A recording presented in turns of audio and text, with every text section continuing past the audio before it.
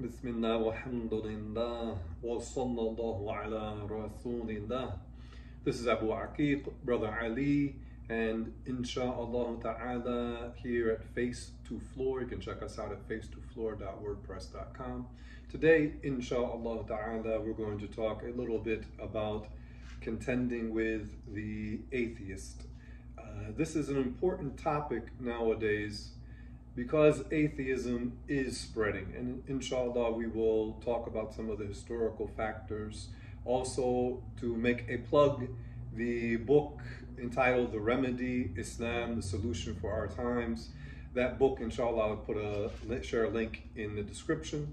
Talks in more detail about atheism. But in brief, let's talk about it, because it is a challenge that many people in the West are faced with, and many of the Muslim youth, especially if they're in university, that they may encounter atheistic ideology, and not just at university now, but even atheism is becoming saturated, or let's say the society is becoming saturated in atheism, especially among the younger generation. Part of the reason for this is that by and large, although there are still segments here in the USA, but when we speak about the West in general, Europe, Australia, North America, USA and Canada at least, that you see that there's a turning away from Christianity. And a big reason for that, there are several reasons for that. One is, of course, the absurdity of the Christian doctrine, that the Christian belief, the notion that somehow allegedly Lady Mary gave birth to her creator, this is something absurd. Or to believe that an infant became the creator of the universe, this is very clearly, this is something absurd. So that's part of it, is the doctrine, is the belief. Also with Christianity, many of the leaders, the Christian clergy, they've been caught in all kinds of different types of scandals. They've been caught scamming their congregations, taking money from them, and other factors. So those are a couple of the reasons, the absurdity of the belief, the corruption of many of the Christian clergy, their leadership, and also because we live in the age of the internet, the information era, it's very easy to go online and look up the history of Christianity or the history of the Bible, and a person would find, well, this thing is a fabrication. One can very easily find out that Christianity is something that is heavily influenced by paganism. We are currently in the month of October. At the end of the month, they will celebrate what they call, some call at least, Halloween. And this is very clearly a pagan celebration. And even what they call Christmas, when you look into the history of it, it's very clearly pagan. Even the guy, Pat Robertson, one of the leaders among the Christians, there's a video, perhaps we will share it in the future, where Pat Robertson, on a phone call, they call into a show like a question and answer, and Pat Robertson admits on his show that indeed Christianity is based in or Christmas, as they call it, is based in paganism. This is from his own words. So these are some of the factors. Like we said, the absurdity of the belief, the hypocrisy and corruption of the Christian leadership, and also just the fact that we have access, people in general have access to information, and it's very easy to see look into the history of the Bible, look into the history of Christianity, and see very clearly that this is something that is concocted, that this is something man-made. As for the Muslim belief, alhamdulillah, we know that the true belief in God does not contradict reason. For the atheist, to return to the topic, for the atheist, a lot of their arguments are based upon their historical grievance, their beef, if you wish, with Christianity. So many of the arguments that the atheists use, or at least some of the arguments that the atheists use, have some relative validity in refuting the Christians, not saying that atheism is valid, but poking holes in the Christian narrative, this is from the atheistic point of view, there is some validity in some of the points they make against Christianity in that regard, in terms of the Christian doctrine. But of course, atheism itself is absurd. So let's explain. We, as Muslims, we know that the Creator exists. We know this, Allah Ta'ala revealed this in the Quran, and also we can know this by reason.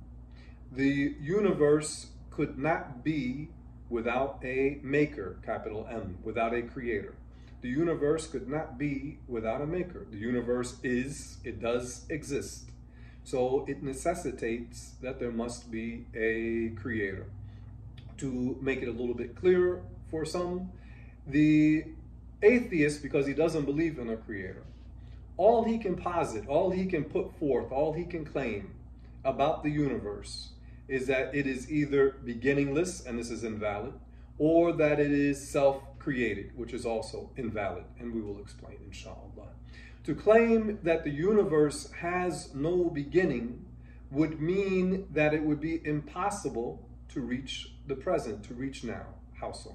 If someone claims that the past is infinite, that it has no limits, so if someone claims that the past has no beginning, meaning that it would be infinite in duration, infinite in time, if someone claims that the past was infinite in time, then it would be impossible to reach the present. Because when we reach the present, the past has come to an end. When we reach the present, the past is over. The past came to an end. So since the past came to an end, what do we know? We know that the past is not infinite, it must be finite, meaning that the past must have a start.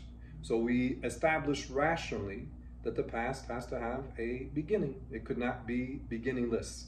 To give another example, today is October 7th, 2024. So we're in the early part of the month of October. If someone, for just the sake of argument, if someone claimed that the month, with quotation marks, that the month of September is infinite in duration and time, if someone claimed that the month of September is infinite, then it would be impossible to reach the month of October. Because once if we reach the month of October, then that means that the month of September ended. So that would mean that it would not be, meaning that month, that past month could not be infinite. The past month must be finite. And as the past month must be finite, meaning limited, then the past in general must be limited, meaning it must have a beginning. So we know that the universe could not be beginningless. So once we establish that the universe could not be beginningless, the atheist, all he could claim, another absurdity, which would be to claim that the universe began, that is, originated itself. And this, again, is an absurdity. How do we know that? The non-existent could not specify itself with existence. Whatever is among the creations, whatever is among the originated beings, we, the universe, we are part of the universe, and everything of the universe is specified, meaning it was designated to be the way that it is. That which does not exist cannot designate itself with existence. That which doesn't exist could not have designated itself with existence. So to claim that to claim that the universe created itself is an absurdity. It is like for one to claim an egg laid itself. Someone claimed that an egg laid itself. Well, this claim is inherently, by its very nature, it is absurd, it is false. So the universe could not have brought itself into existence. Then the atheist might go into the issue of talking about what they call a Big Bang. In brief, this is how it is understood in the popular culture, that they claim 13.5 billion years ago, there was a massive explosion that brought the universe into being, which of course very clearly we can see that there had to have been something to explode for the explosion to take place, meaning that they claim that there was a unified point and it exploded.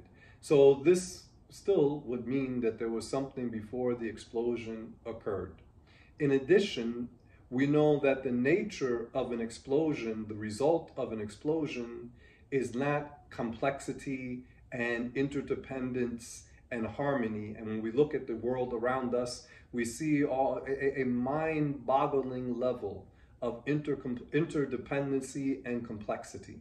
And you don't get that from an explosion. When a high-rise building becomes condemned, what do? They detonate explosives, not going into conspiracy theory now.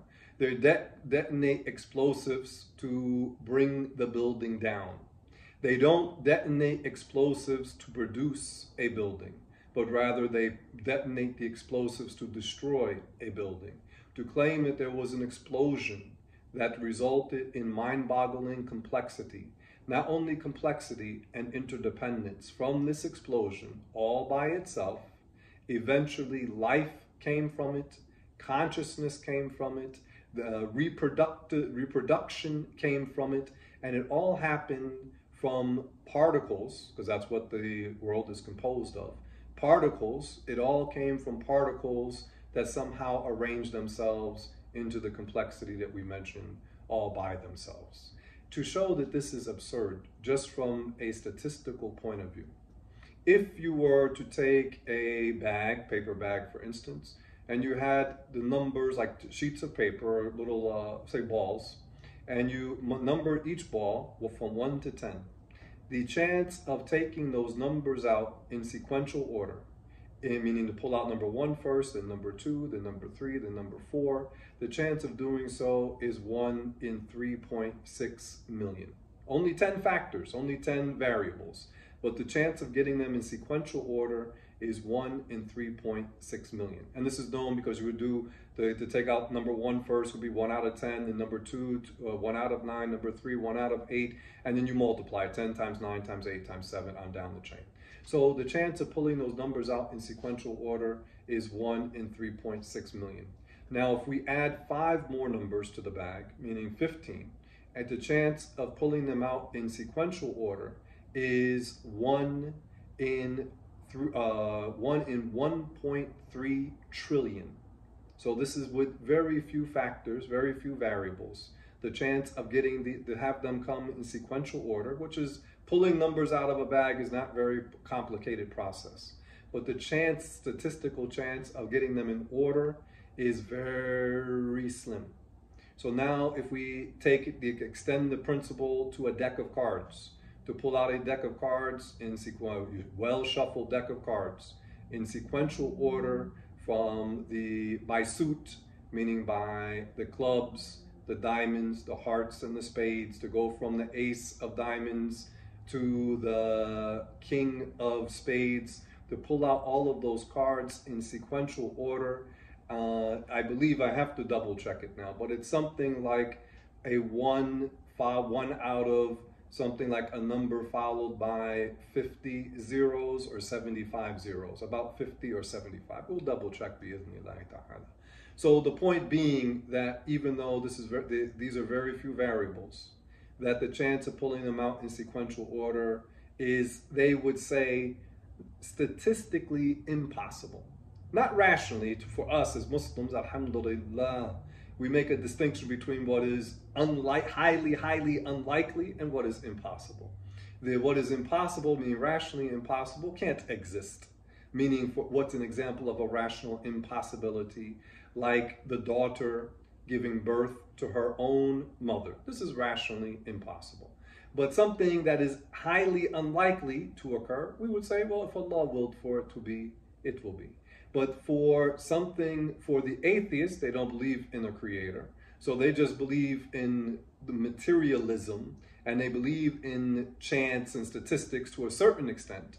But then they will say, to pull out those cards, meaning a deck of cards, to pull out the cards in sequential order, they would say statistically it's impossible. So now when we ponder the complexity of the universe, which is, like we said, beyond what we can fathom. To believe that the particles which compose up these different bodies that make up the universe, to believe that these particles somehow brought themselves into existence from nothingness and then arranged themselves in mind-boggling complexity and gave themselves the ability to reproduce and gave themselves consciousness and gave themselves life all by themselves. This is something that should be immediately dismissed by anyone who is willing to reason. So in conclusion, for the Muslim, we affirm that there's a creator, that the creator absolutely does not need or resemble any of the creations. So the creator is not a material being. The creator is not composed of a material substance. The creator, Allah, is not a spiritual being.